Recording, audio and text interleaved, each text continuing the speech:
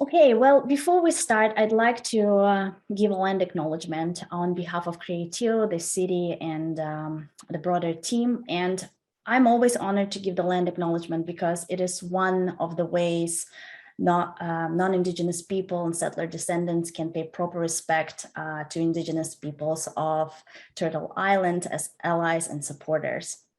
I give this land acknowledgement as an immigrant myself. I came to Canada in the early 2000s and made home here. And we bring a little bit of a personal story into the land acknowledgement because it helps us remember and be mindful of all the treaties that are in place and of all the people that lived on this land long before we came to live here. 931 Yonge Street is part of Toronto and is the traditional territory of the Mississaugas of the Credit, the Anishinaabeg, the Chippewa, the Haudenosaunee, and the Wendat peoples. It is covered by Treaty 13 signed with the Mississaugas of the Credit and the Williams Treaty signed with multiple Mississauga and Chippewa bands. And of course, we know today Toronto is home to many diverse First Nations, Métis, and Inuit people. And so whatever you are tuning in today from, we encourage you to learn more about the lands you're on, the Indigenous peoples of these lands, and the treaties that are in place there. And with that, I'd like to pass it on to Councillor Layton to start us off. Councillor.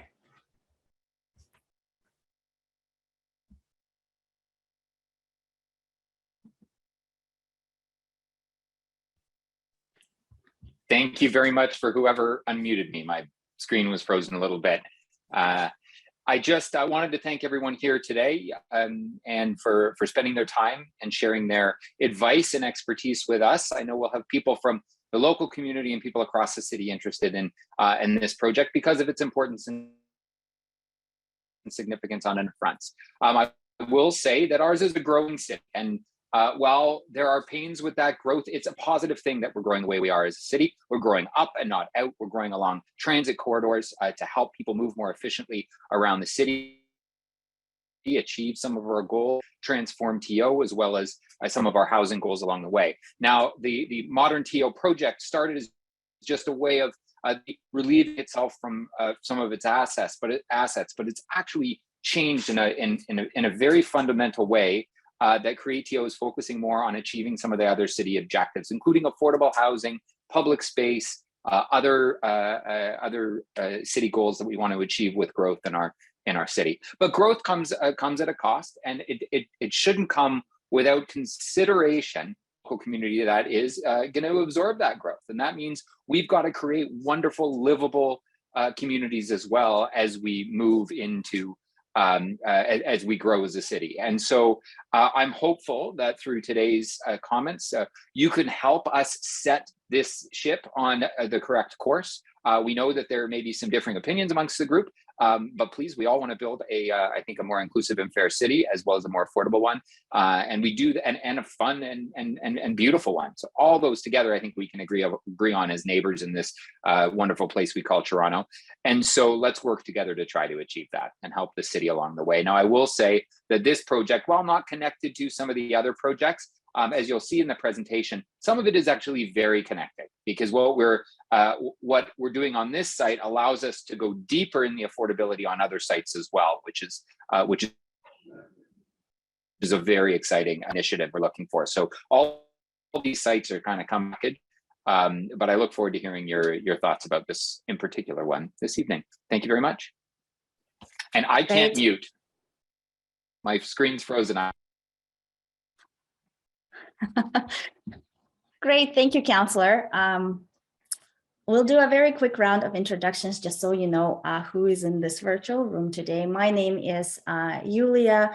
Some of you may know me as we were in the community during pop-ups during last week. I'm here with my colleagues Jackie and Matthew. If you guys want to give a little wave, yes. So we are part of third-party independent facilitation firm helping CreateTO with community engagement process for this site. And our role is not to advocate for any particular outcome. In fact, we don't have any vested interest in a particular outcome. Rather, we are here for the process to make sure that people can get information out, and also there is a way to ask questions and share your feedback. So that's our role for today, and we'll help facilitate the discussion. We also have Samir and Peter from CreateTO. If you guys want to do a little wave too, Peter will deliver presentation, particularly what's proposed for this site. We also have Sylvia from Corporate Real Estate Management here to tell us about the ModernTO program overall. We also have others from CreateTO to support us if we need to. We have them as resources for you tonight. And what's planned in terms of this evening is we have an hour and a half, and we have about half hour of presentation to share with you. We are at the very early stage in the process. So really, the purpose of today's information session is just that, to provide you with an information about ModernTO program and the vision, the council approved vision for 931 Yonge and the guiding principles, but also to hear from you, what are some of the important neighborhood features that CreateTO should know about as they embark on this redevelopment journey? And what are some of the local opportunities that the proposed vision can help achieve?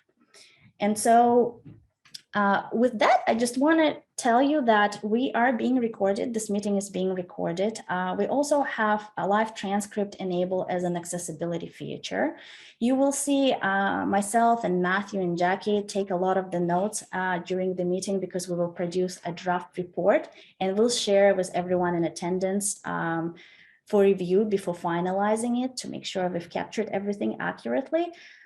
The recording of today's meeting, as well as the meeting summary and the presentation, will be available on the project website after the meeting and once it's all done.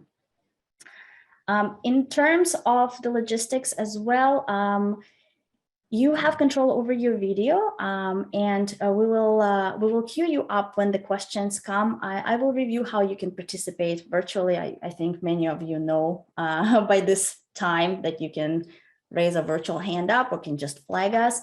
But we propose to go through the presentation in its entirety first, and then dive into the Q&A right after. Let me see if quickly check if there are any questions about the agenda, whether this makes sense. Okay, so with that, I pass it over to Sylvia to walk us through the ModernTO plan. Thank you. Wonderful. Thank you, Ilya. And hello, everyone. I'm Sylvia Fraser. I'm with the City of Toronto Corporate Real Estate Management, and I'm the director of the Workplace Modernization Program, ModernTO. Very excited to be here. This is a very important and exciting program for the city. And I'm going to focus in my presentation on four main areas. Why we are doing this, first of all. I want to tell you a little bit about what the office portfolio for the City of Toronto is, followed by how we're going about doing this. And also, of course, at the end, I'm going to talk about the benefits. So I'm going to start, hoping, Peter, you can share the slides. So the first thing I want to talk about is why are we doing this? So we know the way the work, the way we do our work is changing. There is, it's not just the pandemic that has changed the way we are looking at our workspaces. In fact, this program has started a few years ago. We're now in third year of this program. So the city had this strategy of changing and really the foresight to look at what are the changing demographics. We need to really look at the different, the flexibility and choice, the collaboration that's required in the workplace with a changing workforce. Of course, the technology is also changing. So when we look at the availability of the tools to allow for collaboration are changing. So there's more availability on the pace of technology. So we're certainly, that's one pillar as to why we want to do this. And of course, the cost of real estate. We have a lot of, you're going to see in the next slide, the scale of what the City of Toronto's office portfolio is. And it is expensive. And so we want to enable a way to modernize and create a future workforce. And of course, the pandemic has been very impactful, but also catalyst in changing the way we work. So we have been working at this throughout, for 2 years now to enable this future of work.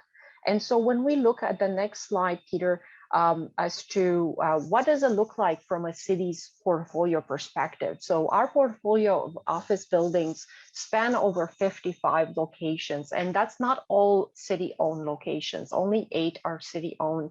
The rest are either leased or there's a bit of a hybrid. So we are looking to really consolidate. So you can look at the scale. We're looking at 3.1 million square feet of office space of over 15,000 staff across the city and 4 city agencies in scope.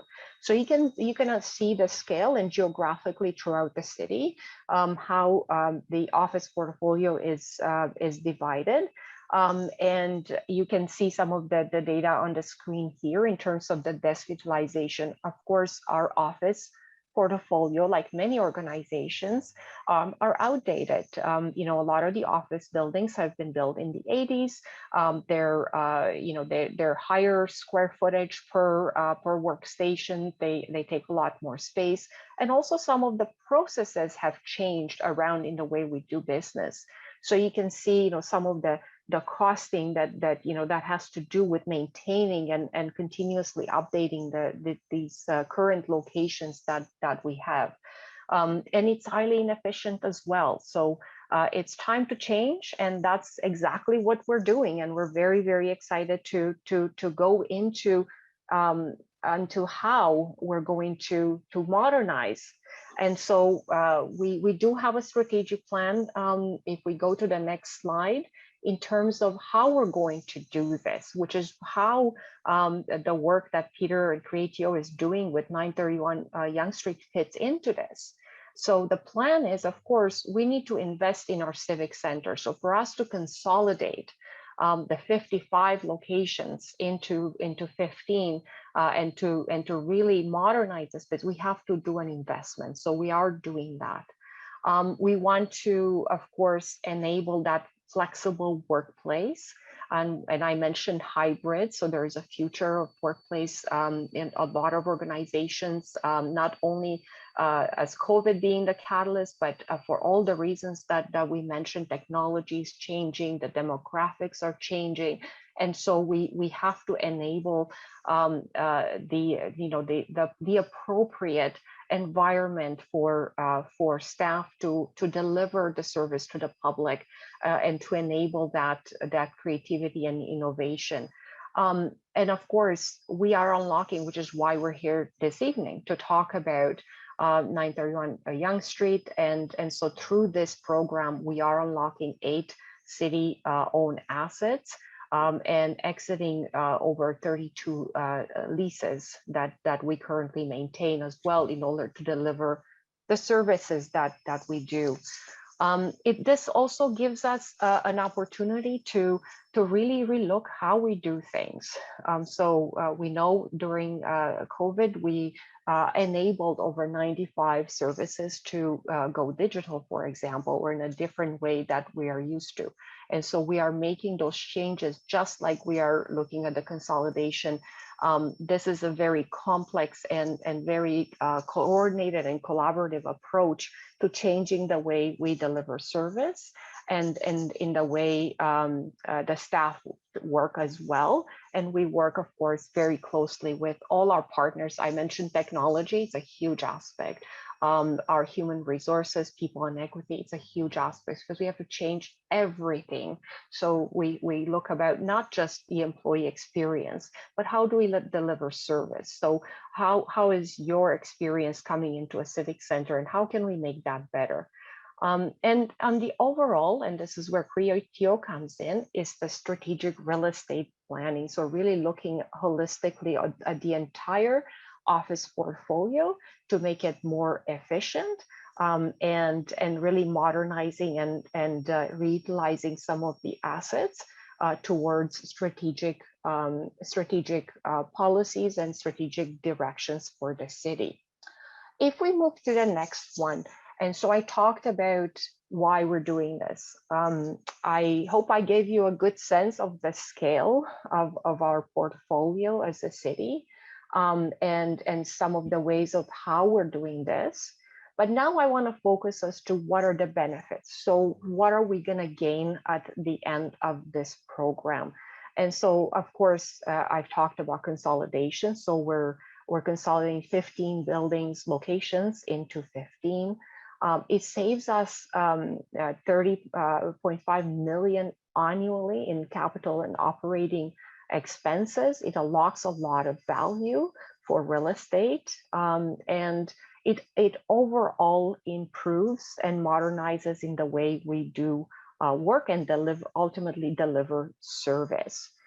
Employee, and this is very much about people, right? So we talk about people and the employee experience, and it really assists talent attraction and talent retention, but also it increases in the way we ultimately serve the city through a strong public service vision through the ModernTO workplace modernization program. So very excited to be here. I'll be staying on for the whole session. If there are any questions that I could answer, I'll be happy to do so.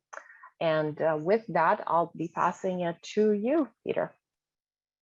Great. Thank you, Sylvia. And thank you, Yulia, for the introduction earlier. And thank you, everybody, for attending this evening.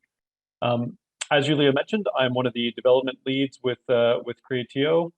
And as Sylvia mentioned, we're working very closely together to look at strategic implementation and vision for the 8 sites that are being unlocked as part of this workplace modernization program. So as Sylvia just described, the city is currently undertaking a workplace modernization program that's changing the way the city is working.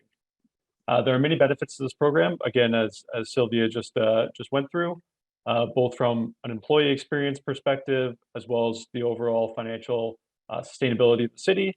But as described, one of the most direct results of this program is that it will unlock 8 city-owned properties, primarily former city office locations, for city building purposes such as affordable housing, public realm improvements, employment opportunities, and really other benefits for the city. We just want to provide a quick overview of the 8 sites that we've been talking about that are being unlocked through this program. So most of these sites are located in central, downtown, and midtown locations, and they're all primarily located within very close proximity to higher order transit, such as subway transit, making them generally suitable for redevelopment as transit-oriented development. The site that we'll be focusing on tonight is identified as number 2 on this slide and is highlighted in orange, and that is 931 Yonge Street. The main focus of the work that's being done on these 8 sites in the ModernTO portfolio is to identify key city building objectives that are to be prioritized across the whole portfolio of sites. We're trying to look at this from a portfolio perspective, and all of those key priorities will inform the strategy and vision for each of those sites individually as well too.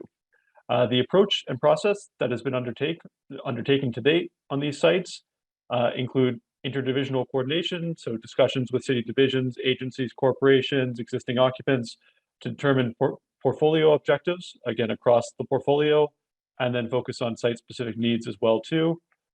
We've undertaken a reaccommodation strategy for each of these sites. So again, as Sylvia was describing, for the most part, these sites are unlocked as the city relocates their existing office uses away from these sites. But on a portfolio basis, there are typically other uses on these sites as well too, that as part of the program, we're determining how to move some of those other uses in order to really fully unlock these sites for redevelopment. We're also conducting initial planning due diligence on these sites to identify the development potential for each site, and working with a planning architecture consulting team to look at potential development options, land use options, urban design features, heritage impacts, things like that in order to determine the potential value creation through a redevelopment on these sites. As part of the work that we're doing, we're also doing financial due diligence. So conducting financial due diligence, underwriting on any proposed visions that are being looked at for these properties, as well as preparing preliminary business plans, again, to determine that whatever is being proposed is financially viable. And I think in its entirety, what is being proposed across this portfolio the intention is that the land value that's being unlocked at these sites will support the redevelopment and the city building objectives that are being proposed. And then we also looked at the implementation. So implementation strategies were developed in line with council approved priorities and in partnership with impacted city divisions, agencies, corporations, in order to prepare a strategy once we've decided or once it's looked at of what the vision is, how is that vision implemented, how are these sites unlocked, and how do we facilitate the city building outcomes that we're looking at, such as affordable housing on this site. And then we just wanted to go in a little bit, provide a little bit of insight in a general sense on how we look at value. So when we look at value, we're not just talking about financial value. CreateTO, as a public agency, looks at value in a variety of ways, and value can mean a variety of things, including maximizing benefits to the city. That's generally the main objectives that we're trying to achieve on these sites, balancing those city building objectives with the economic realities, with the financial sustainability that we're looking to achieve on these sites as well too, and balancing that with the desired community, social, and cultural outcomes that are to be achieved on these sites as well. And then we also look to meet service requirements. Again, as mentioned, working with the various city agencies to determine service needs, requirements, and service coverage for different areas to determine if there's opportunities from that perspective on these sites.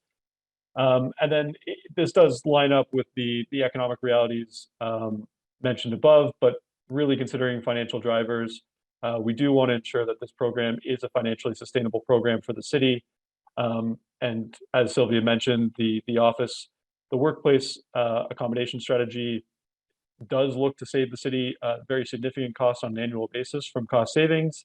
And then as it unlocks the land value on these sites, again, we're proposing to leverage that land value to achieve city building objectives.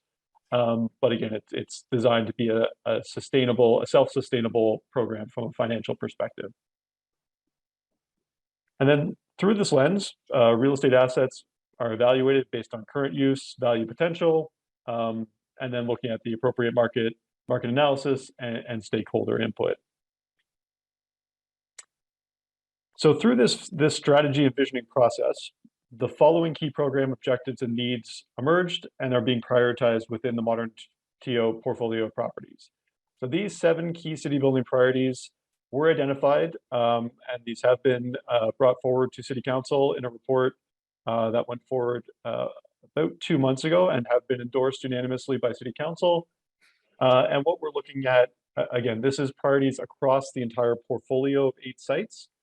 And number 1 on that list is the creation of affordable housing. And we do want to emphasize this item in particular, as City Council has identified affordable housing as the highest priority within the portfolio, within the program. And that is the major proposed outcome for the redevelopment at 931 Yonge Street as well. So again, across portfolio, looking at a minimum of 33% affordable housing and all residential redevelopment opportunities.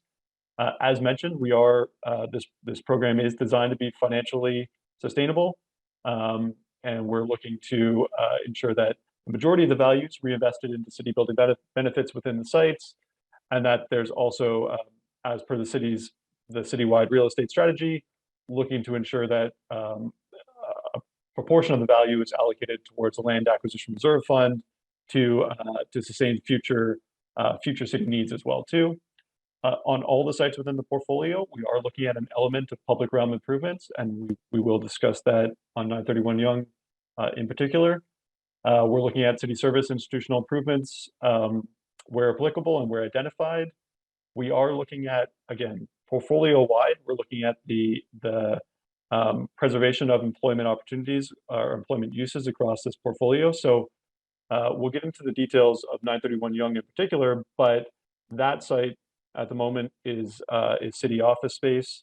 The proposed redevelopment, as we'll talk about, is an affordable housing, a mixed income affordable housing residential development. But we are proposing to relocate and reaccommodate those office uses within other sites within the portfolio. So the total quantum of office space is maintained across the 8 sites.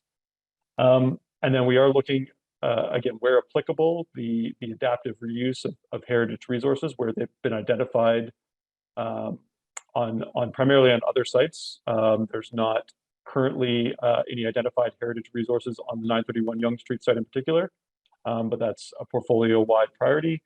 And then we are looking at an element of sustainable development across the portfolio as well too. So we're looking at all sites being required to meet at least tier 2 of the latest version of the Toronto Green Standards, which goes a long way towards it's not quite achieving net zero objectives, but it is definitely going in that direction and getting us closer to a net zero implementation. And then another part of the strategy work that's been done focuses on the timing of when these 8 sites will be unlocked for redevelopment and repurposing. And this includes the relocation of existing office uses, the part of the program that Sylvia's team is heading up, as well as the reaccommodation strategies for non-office uses, and taking into account other infrastructure work that's being done as well too. So the site we're focusing on tonight, 931 Yonge Street, has been identified as one of the sites that can be available for redevelopment in the short term, as the existing city office uses are consolidated and reaccommodated off-site. And then we're also looking at other sites that are proposed to be repurposed. They're not necessarily suitable for redevelopment. That's the 2 sites identified in the middle on this slide. And then at the bottom of this slide, there's 3 properties that have been identified as long-term. And really that's the timing of the real estate opportunity on those sites. In this case, it's yielding to other infrastructure needs, including transit expansion, the Ontario Line construction, as well as major infrastructure upgrades by Hydro One on one of the sites. And it's also yielding to transit operational needs on 1900 Yonge as well too. So the intention is to redevelop these sites, but they will be further out on the 5-year kind of time horizon, based on some of those other needs that are happening on those sites in particular. And then we wanted to then focus specifically on 931 Yonge Street. So we hope to provide a little bit of context on the ModernTO program that Sylvia's team is leading, as well as the strategy and background work that's been conducted to try and look at the city building priorities across the portfolio of sites that are being unlocked. And now we'd like to focus on the site that we're all here to discuss tonight, 931 Yonge Street. So just a bit of a context map for this site. I'm sure everybody is generally aware of the location, but 931 Yonge Street is located at the southeast corner of Yonge and Elmer. And it is currently it's currently a mid-rise office building located on the site, which currently houses the Toronto Community Housing Corporation head office. Again, just for a bit of context, the site is located in close proximity to higher order transit at the Rosedale subway station, within very easy walking distance to the subway station. And it is also located in very close proximity to significant city parks in the area, including Ramsden Park, Bud Sugarman Park directly to the north, as well as the Severn Creek Park to the east as well.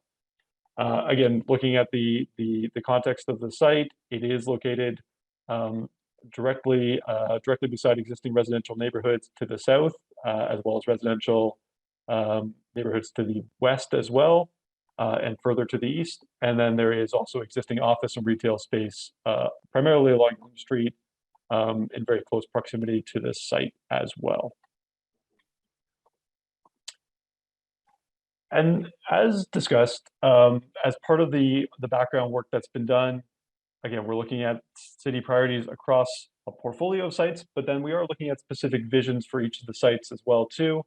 And in the case of 931 Yonge Street, what has been identified as kind of as the primary city building objectives for this site is the delivery of a mixed income, high-rise residential development, which will include affordable ownership housing and market value housing as well too. And we'll go into a bit of detail on exactly what that means, but that is the primary city building objective that's being looked at for this site. At the same time, we are looking at opportunities to provide for some public realm improvements associated with the site as well. Now is an opportunity as the site is redeveloped, as the existing building is replaced with a new development, to look at opportunities at that corner. Is there opportunities to do some form of planting, some benches, some paving, paving stones, some improvements to the site and to the direct neighborhood as that redevelopment is happening. And then these primary visions, it's all being supported by the following guiding principles. Again, a bit of a reiteration of what's being proposed for the site, but these are the guiding principles that they've been informed by the site context and by the overall city building priorities across the portfolio. And again, they focus on the delivery of affordable housing, affordable ownership housing specifically on this site. And that means an overall target is a minimum of 33% of all residential units to be built on the site are to be affordable ownership housing. And then the remainder are proposed to be market value housing on this site. As mentioned, we're also looking at opportunities to enhance the public realm within this area. Again, specifically for this site, we're looking at opportunities to provide for some seating, some edge planting, and really kind of public realm space improvements directly associated with this site. As mentioned, the overall goal of the program is financial sustainability. We are looking at a model that everything that's being achieved on this site is being achieved by leveraging the land value of the property and bringing on a development partner to construct the affordable housing and the market housing. Again, at no additional cost to the city is the proposed outcome for the site. Again, across the portfolio, looking at providing additional employment opportunities on other sites that will replace and enhance the employment that is being relocated from this site. We are looking for an element of sustainable development. And then we are also, as part of the proposed development on the site, we are looking at promoting design excellence. We are looking at including a requirement or including wording around the offering that will promote or encourage different proponents to incorporate design excellence in any offerings that are brought forward on this site. And we wanted to focus a little bit more on affordable ownership housing. So that is, again, the primary city building objective that we're looking to achieve on this site. And just wanted to provide a little bit of background on what that means and what the program is looking to deliver. So again, as part of the overall portfolio, the delivery of affordable housing has been identified as the highest priority outcome. Following the rezoning of this property, so the proposed implementation would be that the CreateTO team takes this site through a rezoning application, which will provide the initial planning approvals for the site, basically to create the box in which the development will occur in. And then after this site is brought through that rezoning process, the proposal will be to go out to a market offering to both private sector developers and not-for-profit developers to bring a development partner on board with the requirement, again, of achieving a minimum of 33% affordable housing, affordable ownership housing on the site. And then the market offering will also prioritize the delivery of additional affordable housing, again, as if possible, based on the leveraging of the value of the property. The citywide implementation guidelines for the delivery of affordable ownership housing are currently under development. There are draft guidelines that are currently providing the main basis of what we're moving forward on. And those guidelines are proposed to be finalized in the first quarter of 2023. And then as those guidelines continue to evolve, the detailed implementation of affordable ownership housing on this site will continue to evolve as well. But we do want to at least review some of the core principles that the program is looking to achieve, which are, one, long-term affordability, trying to ensure that though this is affordable ownership housing, there is an opportunity for this housing, or it is targeting that this housing will remain affordable for the long term, for a 99-year period. As part of that program, one of the principles is the fair allocation of affordable units. So an affordable ownership access plan will be prepared on this site in particular, which will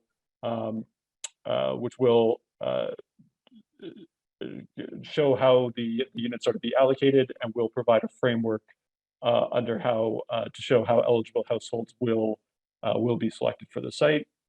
And then one of the other key principles is to provide a range of affordable housing options, and that's where the affordable ownership component comes in. So looking at on other sites, there's rental ownership, there's supportive housing, there's a whole spectrum of housing to be delivered.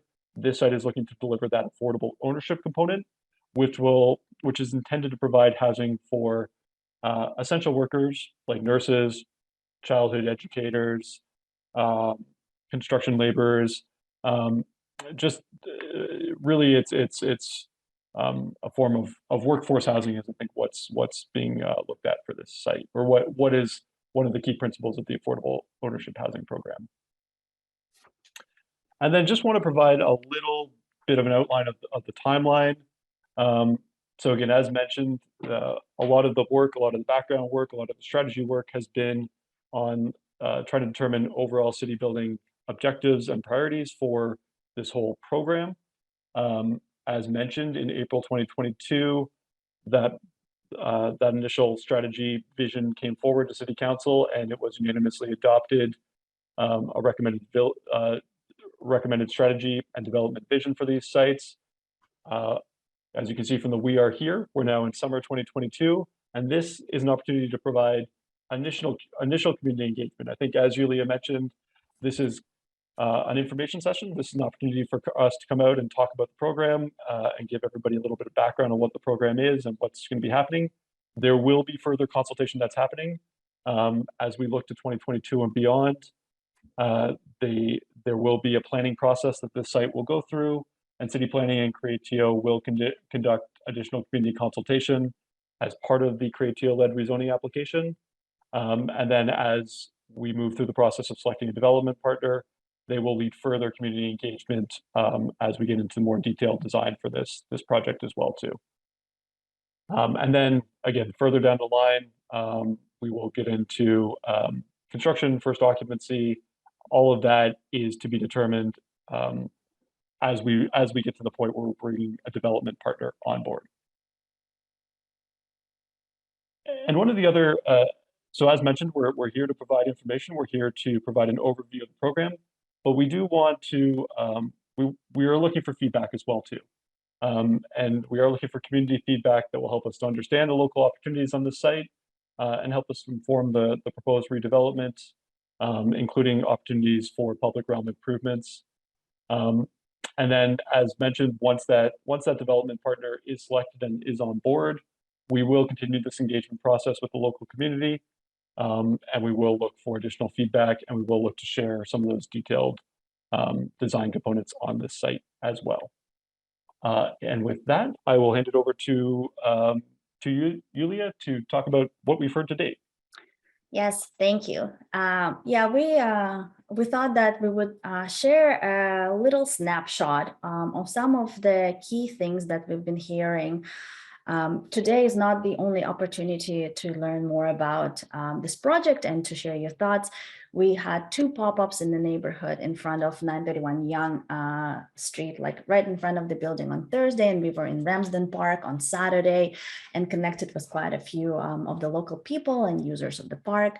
We had stakeholder interviews, both with local groups and citywide interest, and we've been receiving submissions through reply mail-in cards, email, and connected with people over the phone. And so, again, as I said, we did hear from local and citywide interest, including local residents, businesses, and housing advocates. And so we want to share with you just, it's not everything, but just some of the highlights of the things that we've heard today. If you can go to the next slide, Peter, thank you. So generally, everyone we talked to and connected with were encouraged by the fact that the city is looking to modernize its office space and to use it more efficiently to achieve some of the key city building priorities right now, including addressing housing crisis. We've heard significant and considerable advice and insights, and the ones that we wanted to share are specific to some of the key local concerns. So in general, the advice was to consider the impacts of recent and future redevelopments surrounding the site. So really think in the broader context and plan for this redevelopment in the broader context. Many of you have brought up the Canadian Tire site. Some of you talked about some of the recent changes in the neighborhood that were also impactful. So we talked quite a bit with the community around focusing and prioritizing the design that improves pedestrian and cyclist safety, particularly because Yonge and Elmer as an intersection is already quite challenging, both in terms of the traffic and, you know, sometimes it's difficult to make the turns. Elmer is a very busy street. We were there at a rush hour, so it was hard to have a conversation sometimes because it was so noisy. And to design the site in a way that doesn't prevent any, you know, connections and maybe even facilitate better connections to parks and open spaces around the site. One of the key and big concerns is actually how the construction itself is going to be managed, just because Baxter, which is the next street over, is very narrow and it's a residential street, and they have had experiences of construction vehicle blocking the access, which is of course a big consideration. And the site itself is quite small, as we know. So proactively addressing construction impacts locally would be a very important thing to keep in mind as CreateTO moves forward. We had a lot of questions about what affordable ownership is, who it is for, who and how it would be administered and operated, you know, how it would work with the market value units in the building. Also, some of you were interested on how to sign up and apply for this. And what we found is once people have a high level idea, once we provide that high level information of what affordable ownership means, generally they're very supportive of the idea. Of course, we still hear a range of opinions. Some want to see more affordable ownership units. Some want to see affordable rental. Others are still quite cautious about the idea and would like more information, particularly around how the program would be implemented, who would make the decisions, what the qualifying, you know, considerations would be. And others, again, were really interested in how to participate and get more information moving forward. We also had other questions that wanted basically more information, more details around construction timelines, around selecting the development partner, and about future community engagement opportunities. And we wanted to share that snapshot to proactively acknowledge 2 things. One is we know that there are a lot of questions in the community around the details. And we just want to remind everyone we are at the very beginning of the process. We might not have all the answers, but still questions, concerns, advice, and insight like this is helpful and important for us to hear. Our team will note it down, we'll write it down, and we'll leave it with CreateTO to carry through the process. So as they receive those answers, as the process unfolds, they will become available publicly. And then the second thing is that as you probably see and note, there is a difference of opinion about a range of subjects relevant to this redevelopment. And that's why we're here, because we want to hear that range of opinion. And so it's just a very quick reminder to be respectful of the difference of opinion if that arises. We're all here to share and learn from each other and to use our time efficiently. So with that, maybe I just want to go over the questions again, which is, I think, is the next slide, Peter. So the three questions that we prepared for today, but might not necessarily be the questions you want to discuss, that's just a guideline, as what type of public realm and streetscape improvements would you like to see considered? This is something that CreateTO actually would like to know at this point of time, as they might build it in as part of their selection process. What are some important features of the neighborhood that should be considered when redeveloping the site? Again, this is something that CreateTO might think how to build into the selection process when they go with the public tender to select the development partner. And just tell us why you're interested in the ModernTO program and what would you like to learn more about as we move forward through this process. And I already see one hand up, but just a quick reminder, if you do want to put your hand up, you have a little button with the hand sign. If you're on your computer, you can press that to raise your hand virtually. We have a few people on the phone.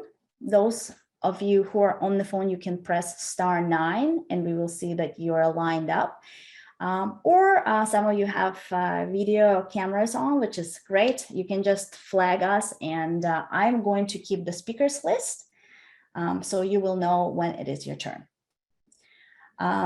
Okay, so with that, I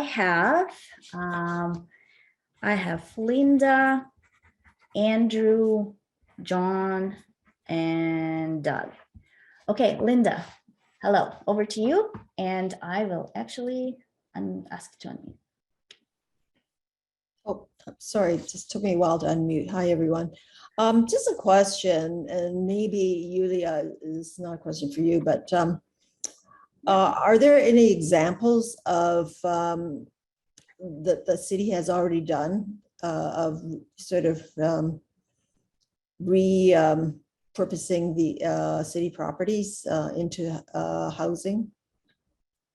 Okay, great. Thank you, Linda. Are there, Peter, any examples, or is this like a first time the city is doing it? And particularly, perhaps, are there any examples of city implementing like part affordable ownership, part market value? Yeah, thanks, Julia. Thank you, Linda, for the question.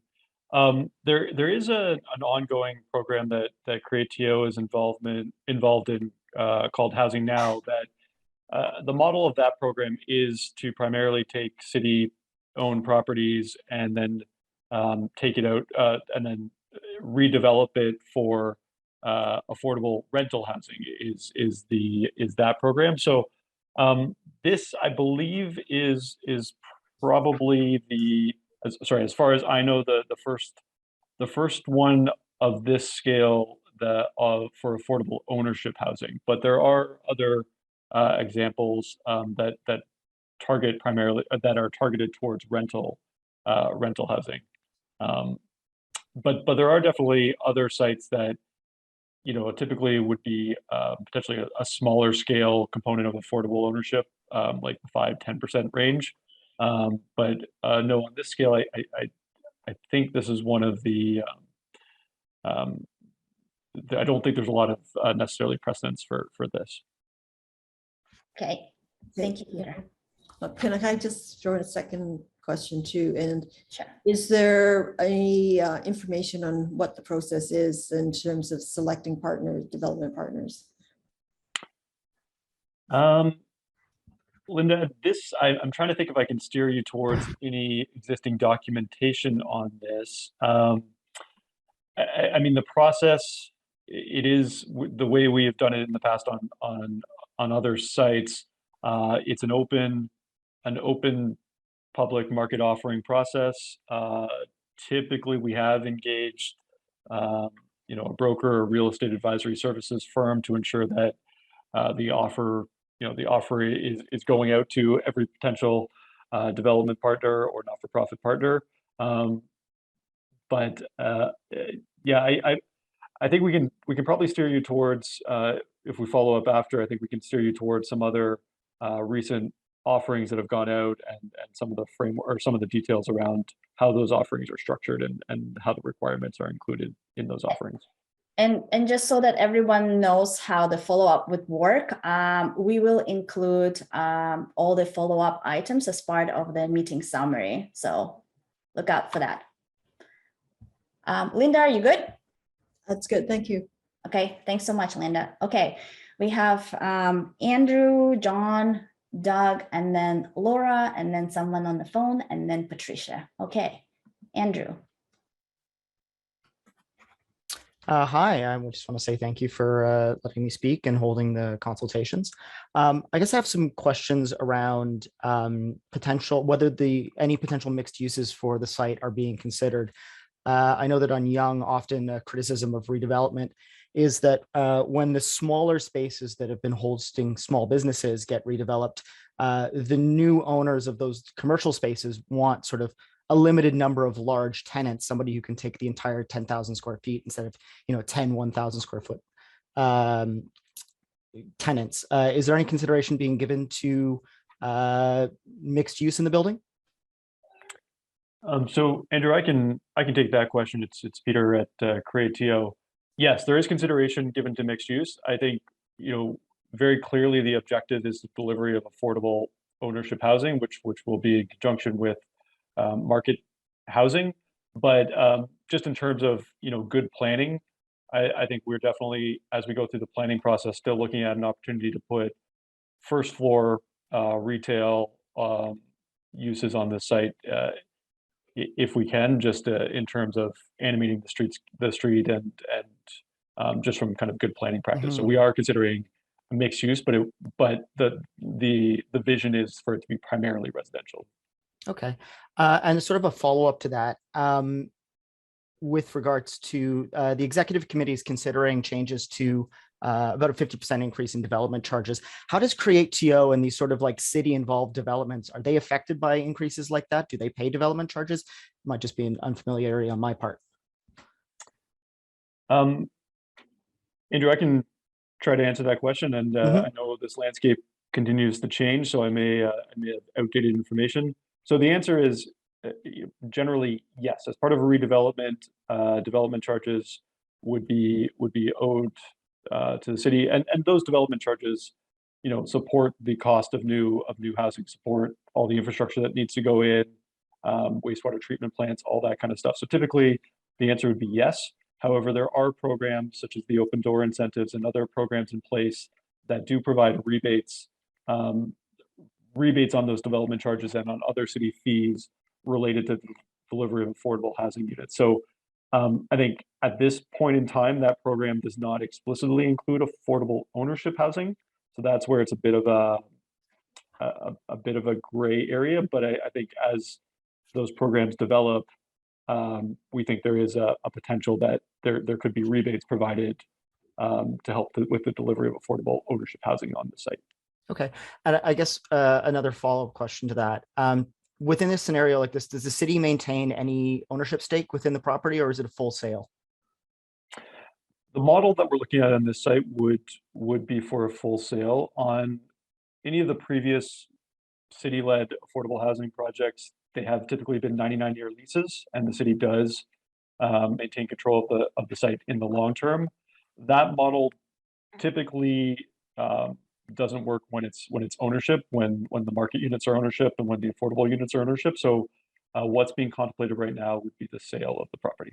Okay, and for that sale of the property, are you considering a condominium ownership structure or a co-op or something new? And Andrew, I'm just that would be the last question because I have quite a few people with hands up. Okay, thank you. Understood.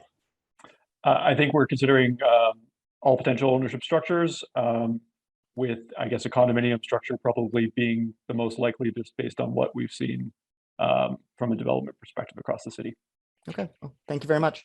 Okay, thank you, Andrew. And just a quick reminder, if you do have more questions and for some reason are not able to ask them today, you can always send us an email. We also have an online feedback form available on the project website. We will definitely attend to those as well. Okay, John, Doug, and then Laura. John. Oh, sorry, John. I'm just going to ask you to unmute. Thank you for including me. I think conceptually what this program is to be applauded. There's no question there is a need for more affordable housing in Toronto, but I think you're on the wrong track with this one. And I say that because you're talking about one of the prime locations in all of Toronto.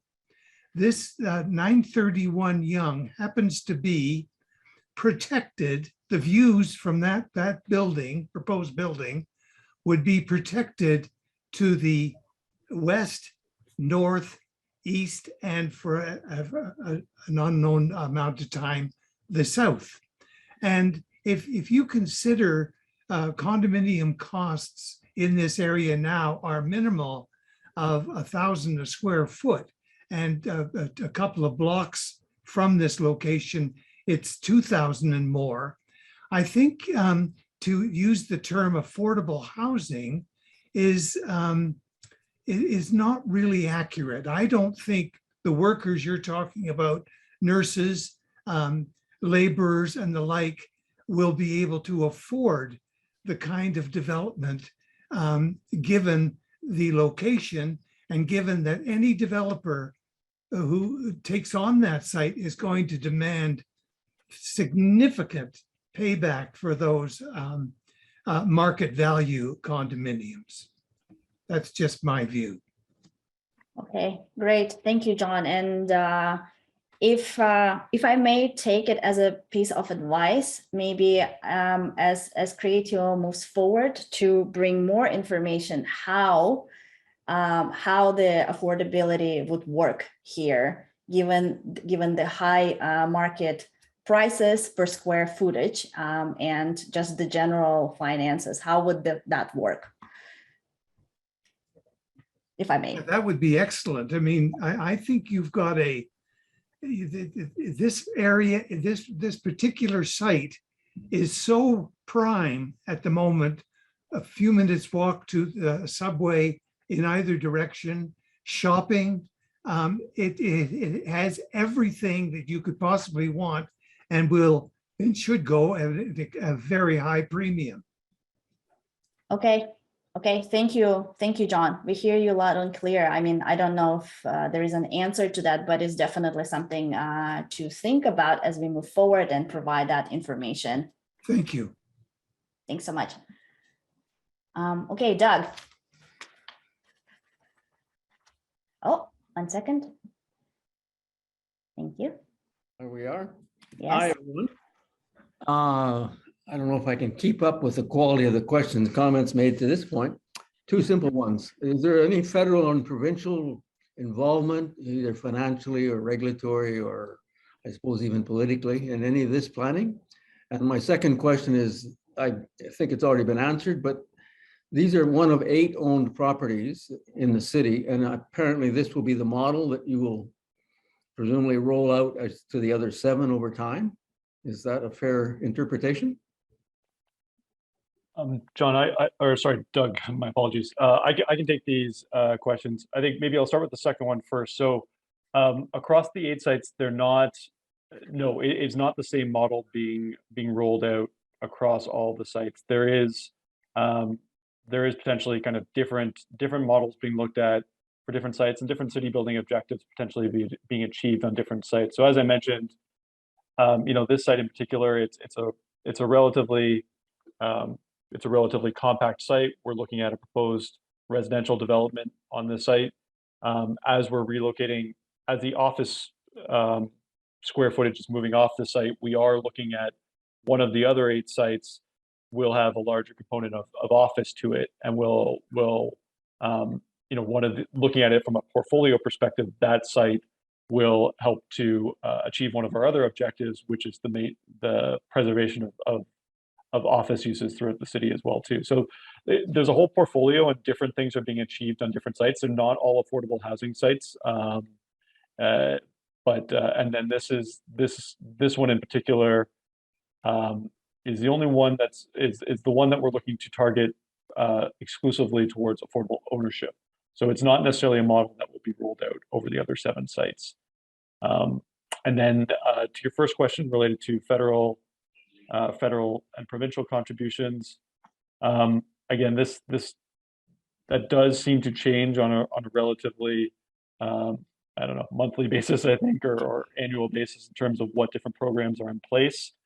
Typically, a lot of our affordable housing developments have relied quite heavily on federal CMHC lending and funding and lending opportunities. That may or may not be the case with this site, as that's more of a rental program. But we do think there would be likely some federal programs that this site would comply with. Potentially less sure on the provincial programs, as typically there haven't been as many of those programs recently. Good. Thank you very much. Okay, thank you so much, Doug, for the question. Now we have Laura. We have someone on the phone with the last 2 digits 39. Then we have Patricia, Fatima, and Nella. Okay, Laura, go ahead. Thank you. Just blending a few things together. One thing that hasn't been stated, and I'm sure you had it in your input, is how high is this building going to be?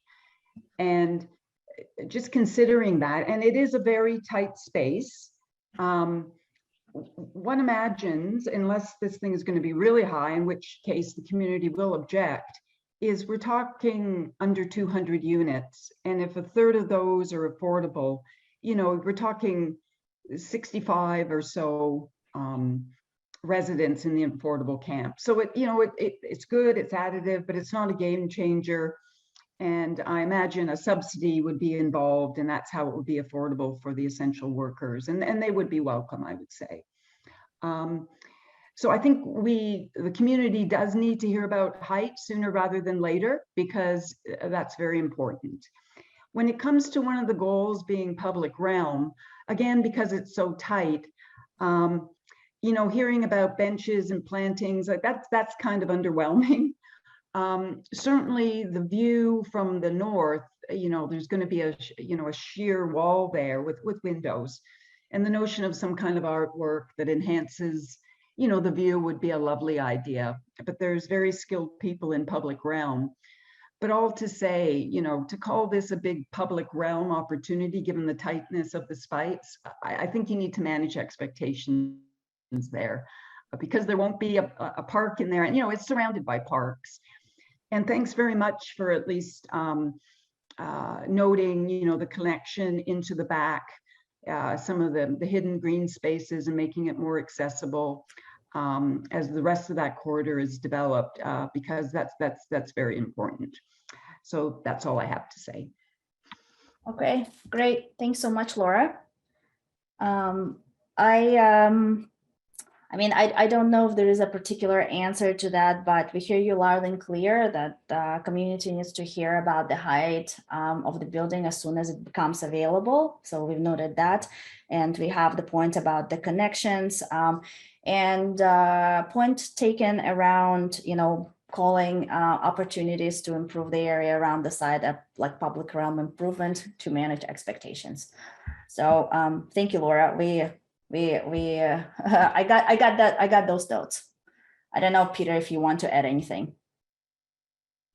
No, I think just to echo what you were saying, Yulia, thank you for the feedback. I think that is really constructive, and yeah, just echoing the idea that finding out more about heights and the development proposal and massing sooner rather than later is a priority of the community. So we hear you, and we've noted that for sure.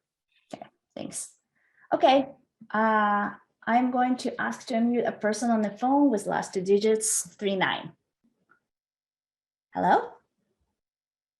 Hi. One of my questions was answered, which is great. The other feedback I have is more of a concern, and it sort of echoes Laura's comment in a different way about, you know, the public space and having benches and sort of a community feel. It's not what you said, but that's what it sounds like, which is great. Living in the area, there are some issues with loitering and safety. And I would just hate to see that increase. While I think it's a great idea aesthetically, considering the area, if you spend some time here in the evening, there is a bit of that goes on, quite a bit, depending on the night. So just being a resident on Baxter, I just would like to give that as feedback. Okay, thank you so much. Peter, I don't know if you want to share any thoughts about how CreateTO thinks about community safety and how it's usually addressed. I mean, I think just to say that again, that's good feedback to hear that side of it as well too. And I think as we go through the planning approval process, typically as we're coming up with any of these landscape plans, any of these site plans, yeah, we will make sure to address that side of it as well too. And again, not try to create a situation or not try to create a plan that will promote that kind of loitering or things like that, but still making it a welcoming space for people as well too. So that we absolutely will be working towards through the planning process. Okay, Great, thank you. Thank you. Patricia, then Fatima and Nella. Patricia, over to you. Okay, so Laura and the person on the phone basically addressed the two main points that I was going to comment on and ask questions about. One is the height of the building, since I've heard somewhere in the presentation from a mid-rise to a high-rise. Will anyone consider neighboring and opposite buildings where there might be sightline blockage, shade that is maybe unwanted, the decrease of property values? I mean, buildings next to and opposite are at full market value, and would the height of a building like that not bring those down? That's one. The second is the security and the aesthetics of the streetscape. I mean, there are 3 parks that are beautifully groomed, as long as we can keep the tents out of them. The Rosedale Ravine, yeah, that's another thing. How would that whole area, rather than implementing more things for people to loiter in and, you know, take up free residence, would the Rosedale Ravine be blocked for a considerable time that it takes to construct this high rise? And how would the whole bottleneck that already exists in the area at certain times of the day be managed? Thank you so much, Patricia. And if I may also take it as advice, because this is always helpful to see in the report. If I hear you well, you know, you would like to understand how the potential shadows on the nearby units might be addressed and the blockage of the views. You'd also like to make sure that the entrance to the Rosedale Ravine is not being blocked during construction, if I hear you well, and that the streetscape around the building really fits into the character of the neighborhood, particularly when it comes to surrounding it's not about character. No, it's not about character. I'm saying like, there are parks already. Why bother with this kind of thing? You know. Oh, I mean, okay. Thank you. We have beautiful trees, you know, we don't need additional, you know. So it's just more space that can be taken up by, you know, people that may not necessarily So you don't Be want welcome. to see streetscape improvements, as there are quite a lot of green spaces around. My main concern in this whole project is property values of the area. Okay, Peter, would you like to speak to how affordable ownership component of the building might affect property values?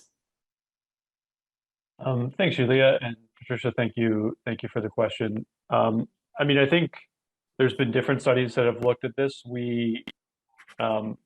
I think it is our belief that a mixed income building such as this, where there would be a very significant amount of market units, as well as that component of affordable ownership units as well.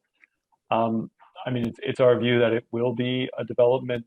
It will be a good development. It will be a good addition to the community. It won't. We don't think it will have a negative impact on the community and a significant negative impact on the existing property values. And there is literature that I think does speak to that on a very general level. But I mean, we also acknowledge, I think, Patricia, some of your other points that, you know, new developments, there will be, like during construction, it will have an impact on the neighbors that on a small site like this, that's, I think, inevitable. We will try to manage that through construction management plans and all the other required processes as we get through the planning process, but it will have an impact. And I think there also will be shadow impacts from a potentially taller building going on this site as well too. Again, through that planning process, there's a lot of existing planning framework that we intend to comply with as part of our planning application, primarily dealing with shadows as it relates to public parks. I think there's some planning policy related to height ridges of building heights decreasing as you go away from Bloor up Yonge Street. That will all be, again, the intention will be to work within that framework as we go through the planning process. So, sorry, I'm sure I can't assuage your concerns completely, but I think the intention is that this is a good development and a good addition to the community.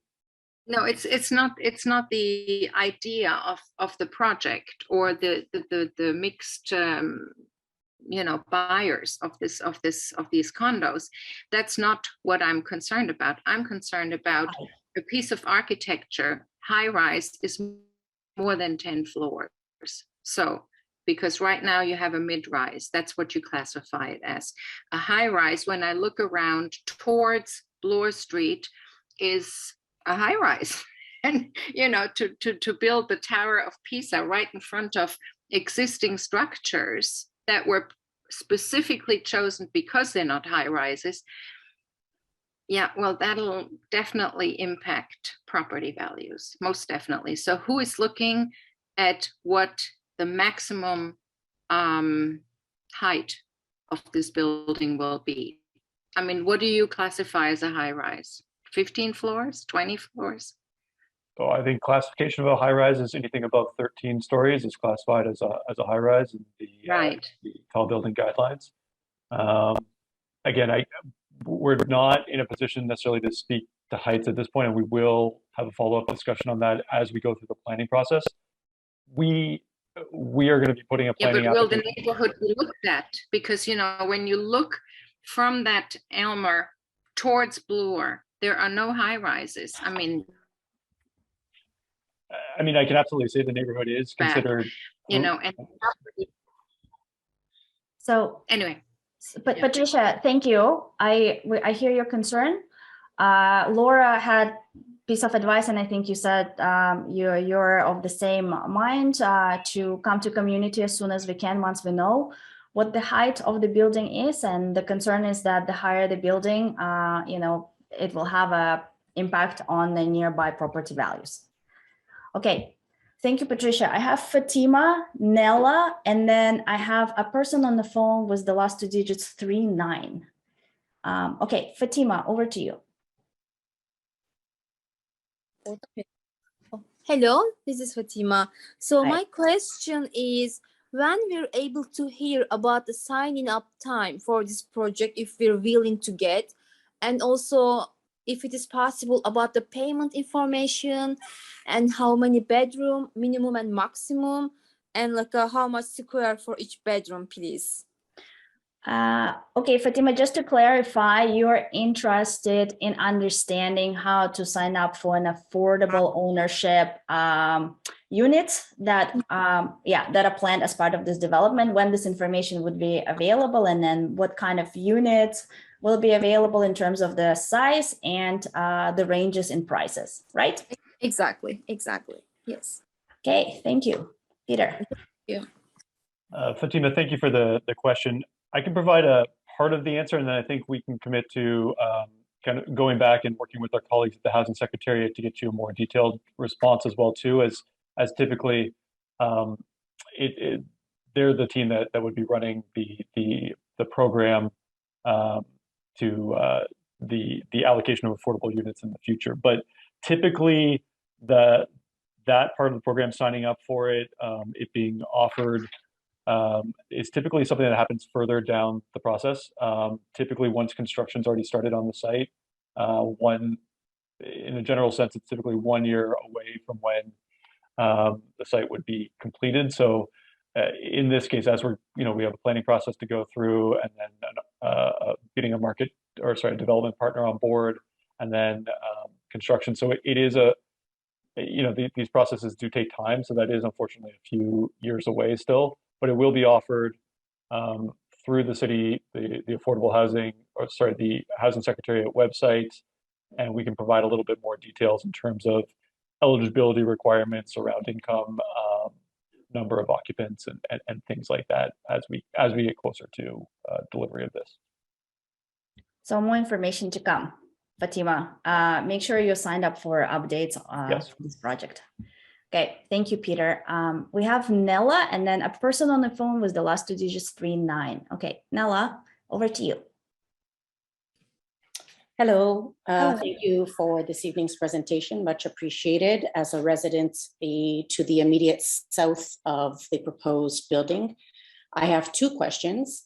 Actually, the first isn't a question, it's just a note for consideration as part of the development to consider accessibility to this building, because we share the only two entrances that are currently possible into this building off of Aylmer or Yonge are also shared by the residents of One Baxter Street, which have 39 units, residential and commercial, as well as some additional commercial units further to the south of us.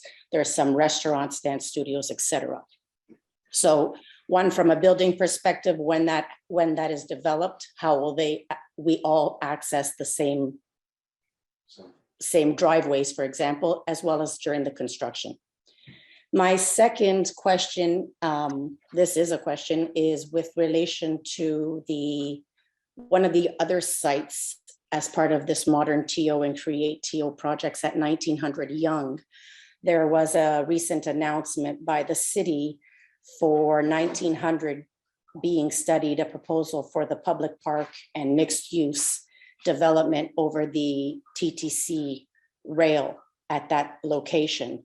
As you know, we have the TTC rail immediately behind us that separates 931 from one of the public green spaces that was mentioned. Is there any intention for this project to include building over that TTC rail?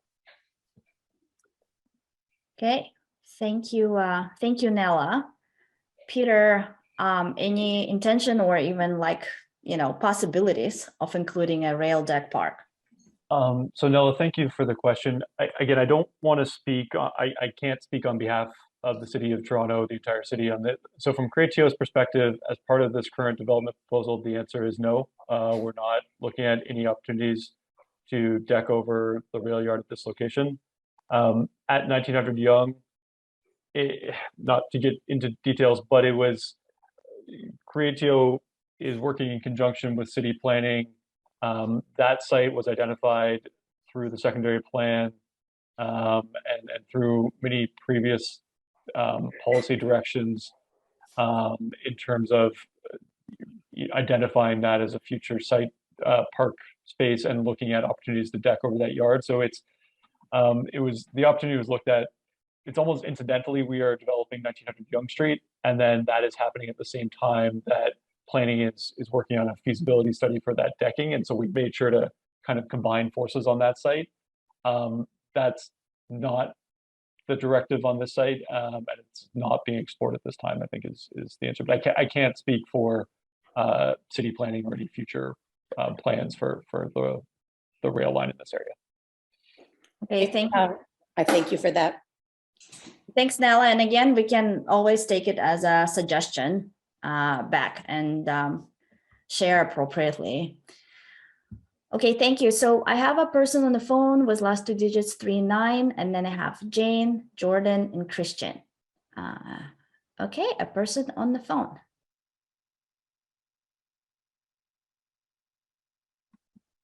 Hello, hello. You've already brought me into the call. I spoke earlier, so okay. I'm duplicated for some reason. Okay, great. Thank you so much. I'll lower your hand. Thanks. Okay. Jane. Gotta unmute, sorry. Hi, I have had a conversation with Peter about this already, but I was very intrigued by, I think it was John who was talking about the value, John Daw, I believe. Sorry, I don't mean to isolate you. It's just, I was very intrigued by the comments you made about the value of units in the area. I'm not sure exactly what, if you were saying they shouldn't have affordable housing or whatever, but anyway, it was just why I raised my hand. When I was talking to Peter, I was asking him about what is affordable housing. And I know there isn't a specific definition, and we know the kind of people that we may be looking for, or that the city may be looking for in a project like this. But my question was, okay, so suppose a market unit is $1 million, not a per square foot kind of thing, but $1 million for some unit that market value in that building. What would the affordable unit be going for? And would that be some way of trying to understand what the difference is, or how this building would accommodate both kinds of units? And the answer I got, if I understood it right, and if I didn't, Peter, please correct me, of course. But if it was $1 million market unit, it might be something in the order of maybe $300,000 or $400,000 affordable unit, so that somebody like the nurses or caregivers or whatever could afford it. So I don't know if that addresses it, but maybe some clarifications along that kind of line might help people understand. Okay, thanks so much, Jane. Peter, could you provide, do we have any details of this sort now? Well, I mean, I think we can say at this point in time, we're following existing city policy and existing definitions for affordable housing, which have been developed as part of the Housing TO 2020-2030 plan. And again, that policy is typically being led by the Housing Secretariat within the city. I mean, it does, the value on what affordable units are being sold for, it does adjust on an annual basis based on the principle that it would be affordable for somebody earning a 40th percentile income, or a 50th percentile income, or a 60th percentile income, depending on the size of the unit. So it is a range, and it is a range that will increase to a point over time as incomes increase. I think, again, we can steer people towards a definition as part of that Housing TO master plan, but I think it would be a range that could start potentially lower, closer to 200,000 or so, and then would increase depending on the size of the unit for a 1-bedroom, a 2-bedroom, a 3-bedroom. But it would be, if the market units are $1 million, that the affordable units will be offered for very significantly less than that, and something that would be affordable for somebody who's earning closer to a medium income or below a median income, depending on the size of the unit. So I think as part of our follow-up, Yulia, maybe we'll connect after this. I think we can try and provide a link to affordable housing definitions as they've been developed through the housing TO plan. Great. Thanks, Peter. I have Jordan, Christian, and Mark, and I know we have about 5 minutes left. So a quick request to keep your comments a little bit tighter and answers as well, Peter.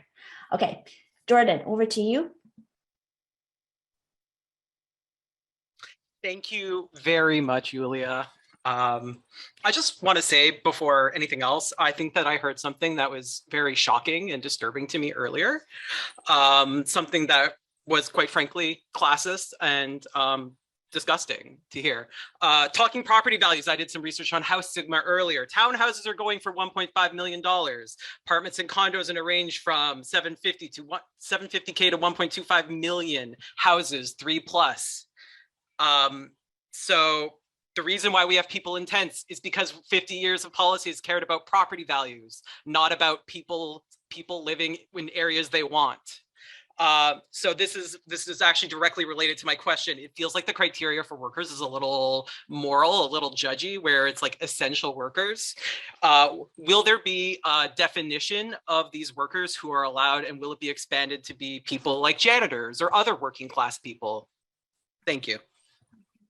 Yeah, and Jordan, thanks again. I just want to make sure I got your permission to take it also as a piece of advice to expand the definitions and make sure that the definitions of workforce and who qualifies is more inclusive and include professions like the janitors. Yeah, and I'm just looking at Peter. I don't know if Peter has an answer or anything more to add to what I've just said, but again, the definitions are not set yet, but this is a good piece of advice for us, Jordan. So thank you. Yeah, thanks. And Yulia, I'll keep it very short. I think, yes, the idea is we're not trying to define what jobs are acceptable and what are not. It would be based on a means-based, income-based testing and would not have any further requirements. So apologies for possibly targeting or speaking out of turn in terms of what we were referring to. Okay, thanks, Peter. Christian and then Mark as the last speaker. Christian, over to you.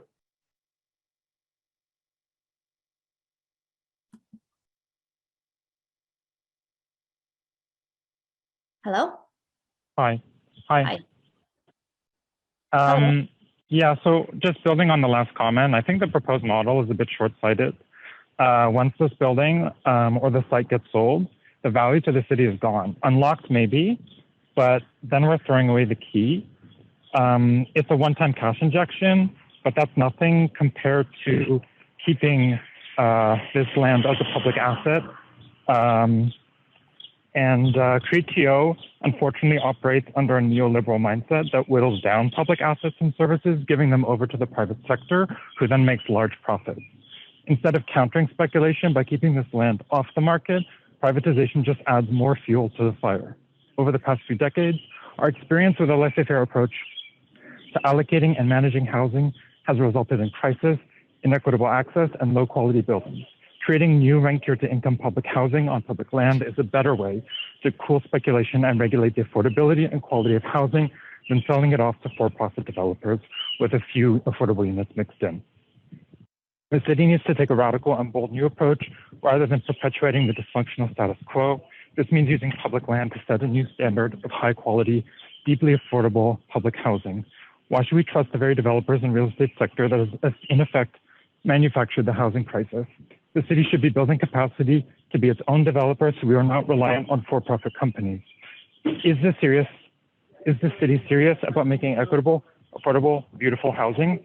Why not use this project to expand the public housing portfolio instead of more and more privatization? And can the city commit to only building public housing on public land? Thanks. Okay, thank you so much, Christian. And again, I think I hear a strong piece of advice here to keep this asset as a public asset and think about how to maximize those opportunities. But thanks for this comment. Okay, Mark, over to you.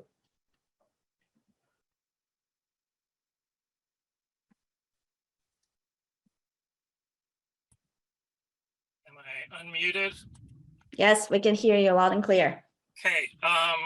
First of all, thank you for the opportunity to speak. I'm Mark Richardson. I'm a volunteer with an organization called HousingNowTO.com. We've been around since 2018, and we really try and track all of the city's various affordable housing projects around the city, including Housing Now, modular housing, supportive housing, rapid housing, Section 37 deals, open door deals, the whole Jenga game that's required to deliver affordable housing in the city of Toronto. Like one of the earlier speakers, I think, Jordan, frankly, considering the comments that were made at the top of the session about speaking respectfully and stuff, there was some language used by some of the participants today that was problematic. And I was really surprised that Mike Layton didn't step in to speak to some of that. But I think there was a Patricia and somebody else who was talking about the Tower of Pisa and her property values and undesirable people coming up from the ravines into their parks. You know, that's just not acceptable. And I'm surprised that it was allowed to continue. So when we're doing future consultations, I think you need to hold the gavel a little bit harder on it. And it's not the first time that's happened in a housing consultation around the city of Toronto. With regards to this site in particular, this site at the Yonge Street in Yorkville, in Rosedale, next to Rosedale Station, it is symbolically very important citywide as part of our affordable housing strategy to actually create new affordable rental housing in Yorkdale, in Rosedale.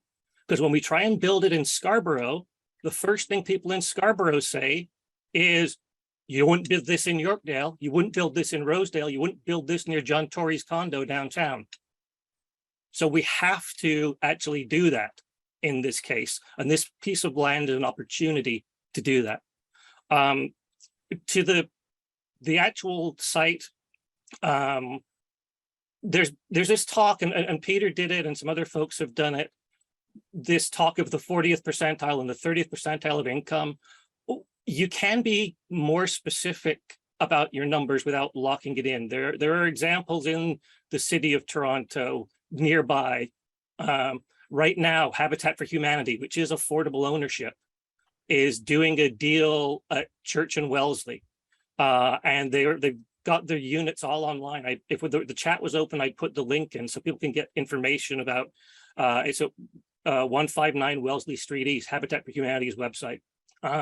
Required household income for an affordable ownership is between $70,000 and $126,000 a year. It's only going to go up over the next 5 years until this building gets built. You don't have to give people firm numbers, but there's resources available to give them ranges that are realistic.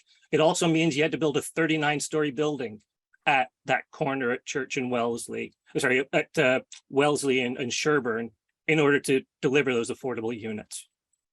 I really want to, I'd love to drill into the details in this meeting or a future one about the internal CreateTO decision-making process as to why this site in particular was designed or selected as an affordable ownership location versus an affordable rental location. It feels in a way that maybe it's because, well, it's Yorkville and it's Rosedale, and we want a slightly higher class of person who needs affordable housing. And that may not be the intention. There may be some totally other valid reason for it. But in a Housing Now site, for example, we would probably try to do a mix of both affordable ownership and affordable rental. And I'd really like to see a consideration of introducing affordable rental at the workforce housing bands, which is like $1,100 a month for a 1-bedroom, into this mix. And we do the height and the density and the shadows and whatever that are required to make it happen. I'm sorry if I got a little scrappy at the end here, but some of the comments I've heard this evening just really got under my skin. We have a housing crisis. I really do not care about your property values.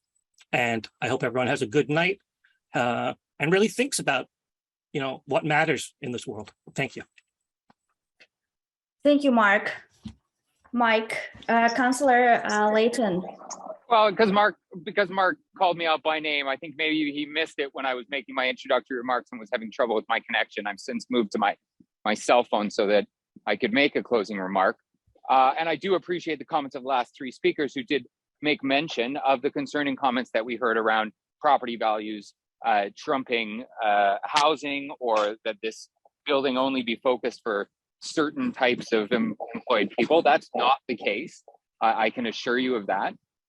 What I can't, and I would have, had I been able to intervene, have done so. I have on many occasions. To one of Mark's other points, I agree with him that the first thing you hear when you're citing anything in neighborhoods is you wouldn't do this in Yorkville and Rosedale. But I'm going to challenge that, because just down the street where the city purchased a supportive housing building, we actually had the support of the ABCRA, we had the support of GIRA, we had the support of the BCCA.